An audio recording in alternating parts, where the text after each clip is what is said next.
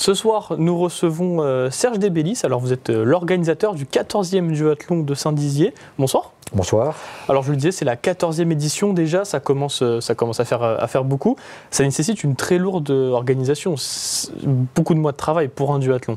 Oui, c'est quelque chose que j'ai commencé en juin l'an dernier. Donc, pour les premières autorisations, il faut s'y prendre longtemps à l'avance. Il y a des autorisations pour la sécurité, pour l'organisation. C'est en partenariat aussi avec la ville de Saint-Dizier. Voilà, donc il y a un partenariat qui existe depuis le début avec la ville de Saint-Dizier qui nous aide beaucoup, aussi bien au niveau matériel qu'au niveau financier, au niveau, à tous les niveaux, quoi. Au niveau communication, on travaille ensemble. Voilà. Donc ça sera le 16 mars prochain. Les inscriptions sont déjà ouvertes. Vous attendez combien de participants ? On espère avoir au moins autant que l'an dernier, c'est-à-dire à peu près 180-190 concurrents. Si on en a que 150 comme les années précédentes, on fera avec, mais inscrivez-vous. Financièrement, justement, pour être à l'équilibre, il vous faut un minimum de participants. Oui, c'est-à-dire que pour que ça rapporte un petit peu quand même d'argent au club, il faut qu'on ait au moins 150 concurrents. Si on n'a pas 150 concurrents, ça vaut pas vraiment le coup d'organiser quelque chose, quoi. Ouais, parce que l'idée du duathlon, c'est justement de ramener un petit peu d'argent dans les caisses du club, mais aussi d'organiser un événement pour la ville de Saint-Dizier. C'est sûr, organiser quelque chose, ça c'est un des objectifs du club, mais il faut aussi qu'il y ait un petit rendu financier, sinon c'est compliqué, quoi, de mobiliser beaucoup de monde comme ça du club pour pas grand-chose, voilà. Justement, du monde, vous en mobilisez, c'est une 80 environ. Oui, il y aura 80 personnes qui seront mobilisées ce jour-là, pas tous franchement bénévoles, mais il y en aura quand même, je pense, entre une bonne cinquantaine qui seront vraiment bénévoles, plus les prestataires de services, on va dire les les arbitres, les policiers qui vont sécuriser l'épreuve, la DPC qui sera également là. Donc ça fait beaucoup de monde. En gros, entre 80 et 90 personnes tous les ans. La DPC, c'est la protection civile, hein, c'est ça ? C'est la protection civile, c'est-à-dire l'ambulance que vous voyez sur la place et qui, j'espère, n'aura pas à intervenir le jour de l'épreuve, parce que s'ils interviennent, ça veut dire qu'il y a une chute ou c'est déjà arrivé il y a quelques années et c'est pas très agréable. Et pour parler justement des athlètes, un duathlon, peut-être rappeler ce que c'est différent d'un triathlon. Alors, un duathlon, il s'agit en fait d'enchaîner 3 disciplines, déjà de la course à pied en premier, ensuite du vélo et de la course à pied en troisième. On revient sur la course à pied en troisième. Sur des distances qui sont bien sûr adaptées à l'âge des participants, puisqu'on a des participants qui vont avoir, les plus jeunes vont avoir 6 ans. Donc ce sera des petites distances, ça sera quelques centaines de mètres en course à pied et 2 km en vélo. Et puis l'épreuve reine de l'après-midi, là ça sera aux alentours de 5 km en course à pied, 20 km en vélo et 2,5 km ou 3,5 à pied, je crois, sur la deuxième course à pied.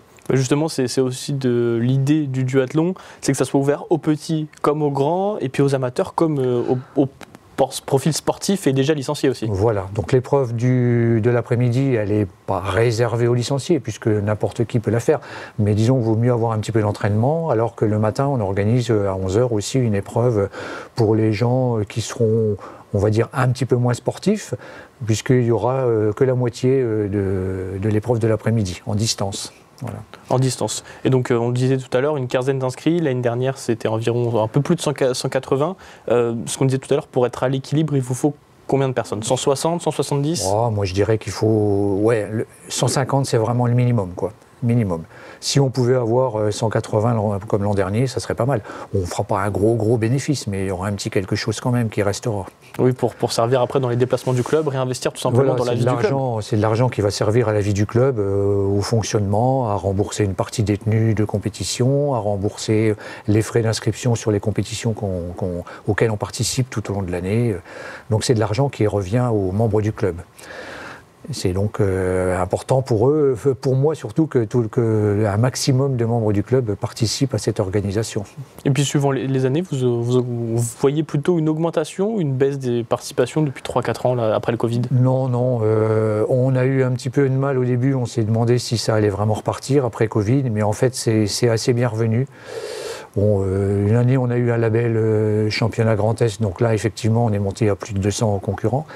mais sans label particulier, entre 150 et 180, 190, c'est bien, c'est pas mal. Et puis on rappelle aussi aux bragards du coup qui nous regardent que le duathlon c'est une boucle à Saint-Dizier, et donc cette boucle on ne peut pas en sortir quand on habite dans le centre-ville. Ben voilà, c'est-à-dire que les circuits sont intramuros, hein, donc le circuit course à pied n'est pas trop, on va dire, embêtant pour les gens de la ville, puisqu'on va les faire courir dans le Jard, dans le parc du Jard.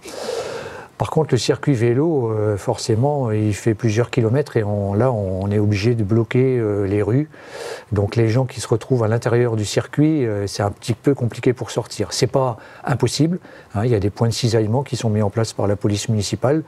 Et surtout, impossible de prendre les rues à contresens de la course, hein, ça c'est complètement interdit.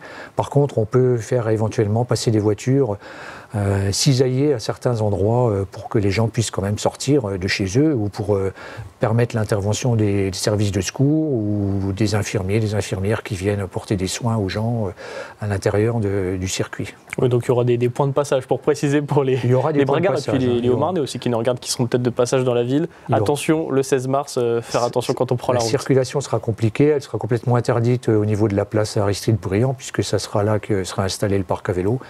Et puis les rues principales seront interdites à la circulation. On ne pourra que les traverser à certains endroits avec l'autorisation de la police municipale et des bénévoles qui seront mobilisés au carrefour qui sont sur le circuit. Très bien, bon, on vous remercie en tout cas d'être venu sur notre plateau, et puis rendez-vous le 16 mars pour le duathlon à Saint-Dizier, et des places sont encore disponibles. Bien sûr, les inscriptions sont encore ouvertes, il y a encore beaucoup de places à prendre, hein, aussi bien pour les non-licenciés que pour les licenciés. Et espérons que le beau temps sera de la partie. Bon, on vous le souhaite. Merci en tout cas d'être venu sur notre plateau. Je vous remercie.